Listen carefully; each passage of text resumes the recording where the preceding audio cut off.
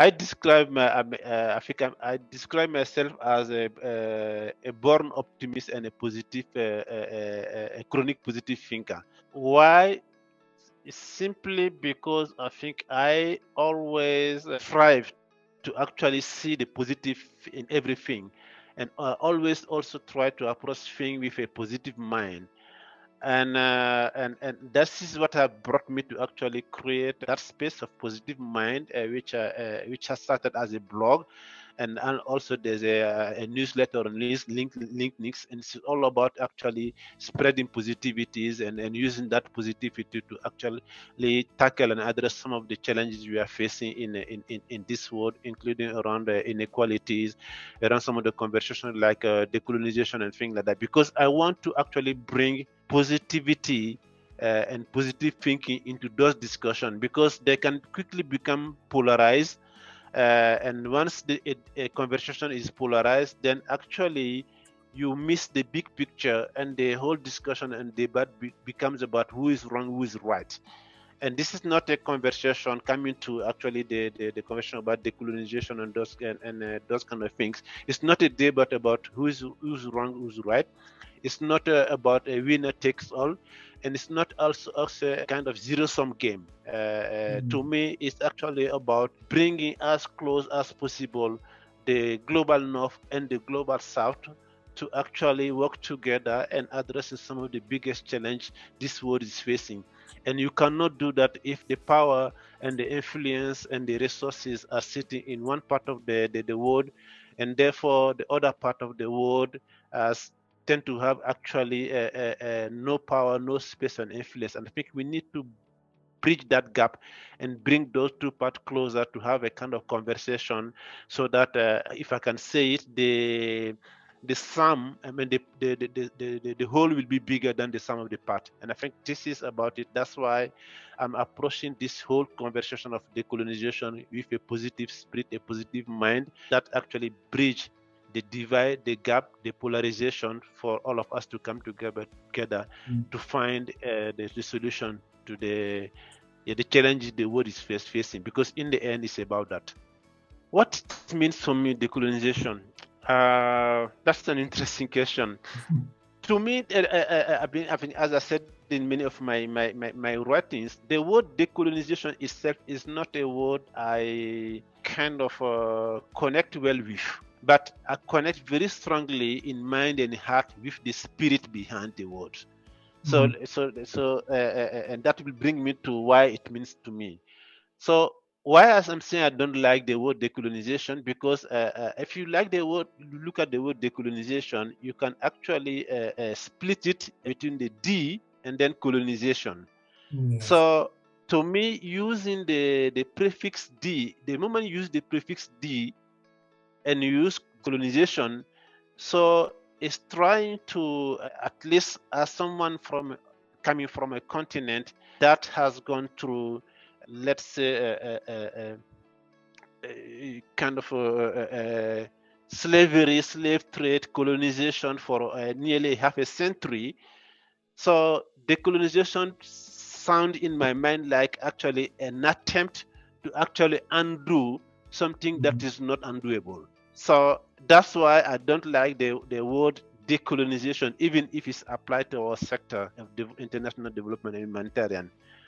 However, the spirit behind it, meaning trying to balance what I will call the asymmetry of power between the global north and the global south, but at the same time also trying to address the same asymmetry of power within the global south, because the reality we have to understand that the power imbalance is just not about the global north and the global south. It's actually also about how things also operate in the global south itself, because you cannot address one part of that global imbalance in terms of power and not addressing the other part, otherwise you get things wrong.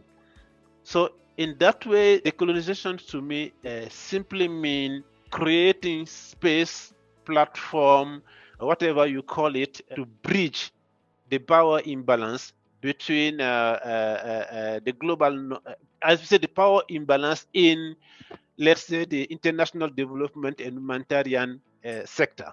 It's about that. I don't necessarily see it as simply a bridge global north, global south, but also within the system itself. So to me, it's about that. It's really addressing the power asymmetry within the system, whether that power is given through money, through knowledge, through influence. So bridging that and balancing those relationships so that everyone, particularly those who are affected by poverty, by injustice, by inequality, have a space and platforms to actually express themselves on a kind of equal foot, if I can put it like that. So that's how I somehow it means to me, and that's why I'm so determined to be part of this fight, because I think it's to me also a way of actually, let's say, fixing what has not worked actually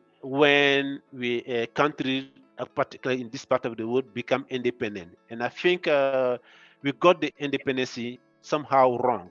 And even after the independence, the power imbalance and asymmetry between the colonial power and the countries that were colonized that, like my own, that power imbalance is persistent until now. And I think here we have an opportunity to look at things differently, to kind of rebalance, to have a kind of rebalance field, so that we can all contribute, as I said, to addressing some of the big challenges the humanity is facing today. I mean, let me start maybe from I will say let's say the will, the political will of, shifting power, talking about decolonizations and understanding that, and actually working together to kind of balance the power relationship. That political will, I think, is there both in the global north and in the global south, including for the case of Oxfam from our northern affiliates. That strong political will is there, because I think everyone has come to realize that the way the system has been constructed and influenced by colonial thinking is no longer fit for purpose, and it's not the future. So either you take deliberate step to kind of address that and change that system, or you will have, at least down the road, you will find yourself in a burning platform, and then either you are forced to do it, or you just die, so to say, as an organization. I think that's everyone is aware of that, and there's that strong political will in both sides. Now, where the challenge is actually how fast we go about it and how far we go. That's where the challenge is. If you speak to leaders in an organization in the global south, and leaders in the global south like myself, there is a perception that we are not moving fast enough and we are not going far enough when it's come to the whole agenda of decolonization. Then if you speak to leaders and organizations, not all of them, but some of them in the global north, there is a feeling that, hang on, this is going too fast and too far. So I think we got to find a way of reconciling that dichotomy. One side thinking that it's going not too far enough and it's too slow, and another side thinking that it's going too fast and it's going too far. So then that's bring to how do you kind of bridge that gap? I think it goes down to what I was saying before, that this shouldn't be presented as a zero-sum game. I think there was many years back the same conversation about gender equality, and I think until now that perception persists, that many men see that as this being gender equality being a zero-sum game, that meaning that taking from men and give it to women. But it's not about that. It's actually that nothing's being taken from men in the gender equality conversation. It's actually just about rebalancing, kind of lift up more women so that they can be on a kind of, let's say, more or less same level in terms of access, right opportunities as men.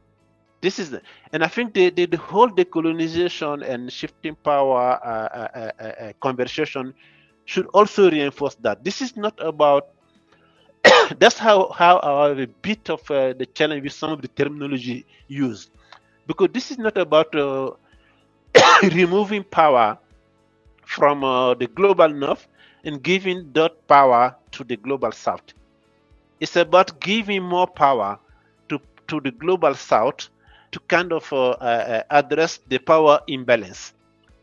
So I think the conversation should clearly be around that, so that at least the goodwill from both the global north and the global south will be leveraged and translated into a conversation that will not be a zero-sum game, but that will be the sum of the whole is bigger than, the whole is bigger than the sum of the whole. That's really how I see it. But unfortunately, right now, I think a lot of conversation, because people are approaching this with, rightly so, with an activist lens, and therefore, and you even hear people that saying that you got to take the power, otherwise it's not going to be given to you. But I think this will create a resistance in the global north, including from donor sides, and therefore what we are trying to achieve in the end, we will not achieve that, and everyone will end up losing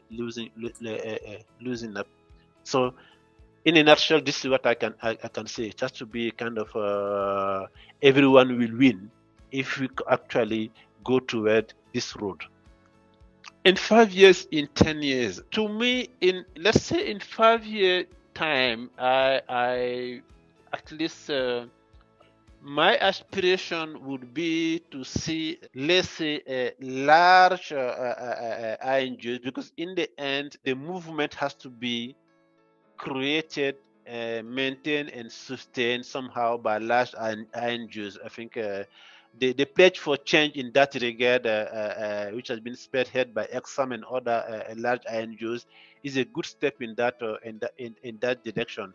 So to me, in 5 year time from now, my aspiration will actually be to see more and more INGOs in both the south and the north joining the pledge of change, because the reality is that the Charter of Change and the Grand Bargain, all of them had that kind of agenda, but it didn't work.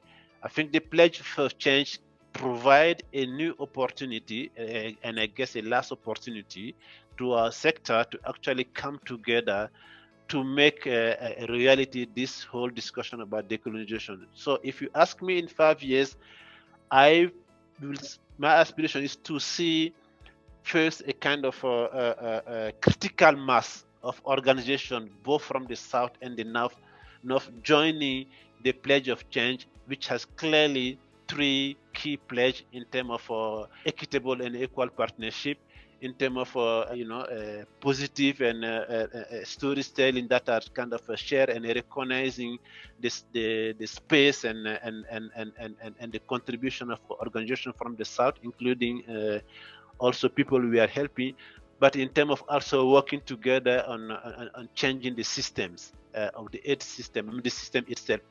I think to me, if how many organizations are that critical mass, I think that will have to be determined. But in 5 years' time, that critical mass there to be committed to those 3 pledges, and then in 10 years' time to make those pledges actually a reality.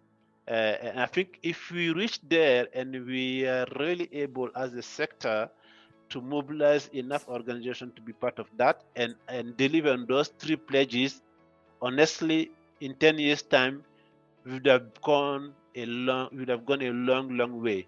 I know the ambition is by 2030, which is less than 10 years, but I think still, if it's done in 10 years, it's good enough. This is what I will say, Heather, because that is in place, and there's no need to reinvent the wheel. I think we just have to find a way to make that one work, because the reality is that all other initiatives, for one way or another way, have miserably failed. Yeah, that's what I would say in terms of in 5 years, yeah, critical mass joining the pledge for change, and in 10 years being able actually to deliver on those five pledges, because they are KPIs that have been defined for them. Oh. Yeah, I mean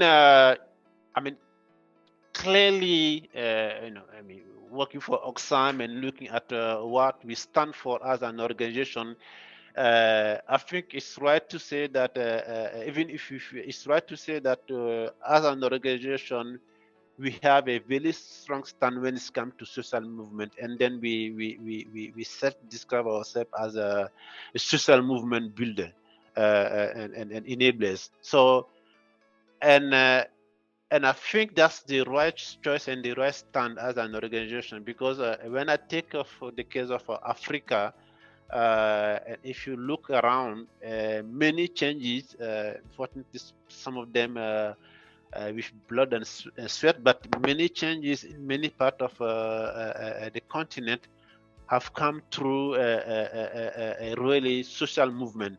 Some of them well structured and organized, and some of them that are actually spontaneous, particularly from young people, including online social movement.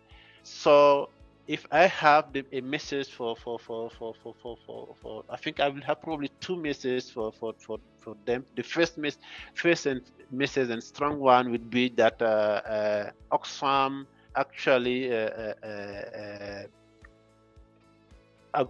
kind of Oxfam is they can count on Oxfam as a partner, as an equal partner that will kind of leverage the knowledge, the network, and the resources we can tap into to actually support and those social movement in the fight of against inequality, to end the poverty and injustice. So that's the first key message I want to say. And the second key message is that I think myself personally, but also as Oxfam Global Program Director, but also Oxfam as an organization, we strongly believe that social movement is, let's say, the most effective pathways to achieve lasting change, to address inequality and everywhere in the world. And I think if you use it's about the power of people, and a movement is actually leveraging the power of people.